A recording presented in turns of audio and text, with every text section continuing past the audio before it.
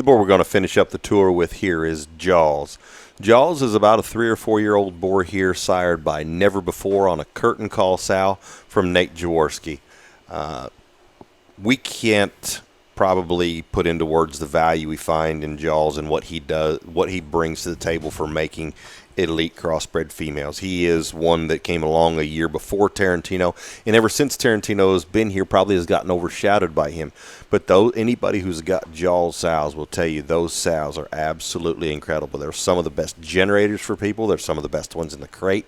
And as he's gotten to be an older boar here at whatever it is, 3 or 4 years old now, he is maybe as impressive as he's ever been since he's stepped foot on this place. He looks the most right now like he did the day that we bought him at the exposition that summer.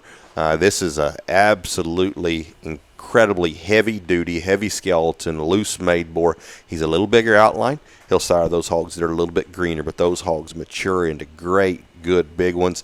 That first crop 2 summers ago, he sired a swath of county winners here in Ohio, won lots of jackpot shows, lots of those gilts surfaced at the highest level, grand at Kansas State Fair, 4th overall at Ohio State Fair, lots of winners just across the board. He is a boar that is easy to forget about because he's not the new one, but he is one that if you're truly studying to try to just build hogs better and make good livestock and that's going to feed and make elite females, he's one that has to be on your short list for just making your hogs better. This is a truly timeless boar in his kind that is absolutely rugged and heavy structured with an incredible pedigree.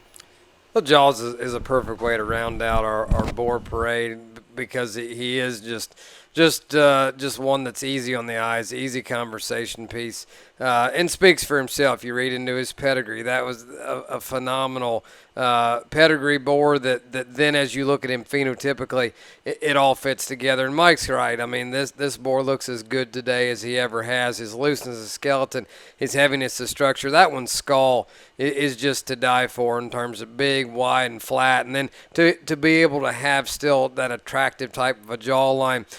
These hogs, they do feed. They do. We talk a lot about the females that he makes, and there is no doubt maybe where we've seen the most value there. But those barras are still the kind that when you got that drop of that Never Before in there, they're still the kind that are going to feed. They're going to compete at the highest level.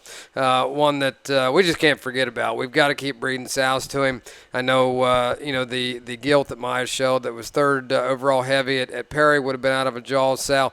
Mike's got a handful of those Jaws. They're scattered out everywhere. You start digging into the heart of people's sow herds, more than likely you're going to find a Jaws somewhere. That's just the kind that keeps you in the middle, doesn't move you in any bad direction. This is a hog that, due to his age, great semen quality, great volume still.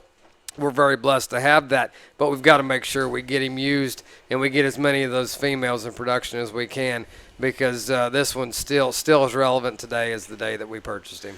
Matt made a good point there just a second ago about how he will keep those sows kind of in the middle but with some eliteness, and it allows you to use some of the extreme boars that can create real problems in this industry, and those sows can keep you relevant and keep those litters good and keep feedability within those litters while we use some of those extreme boars that push the limits. He and Tarantino both are kind of right in line with each other in what they'll do for siring very high-end elite females.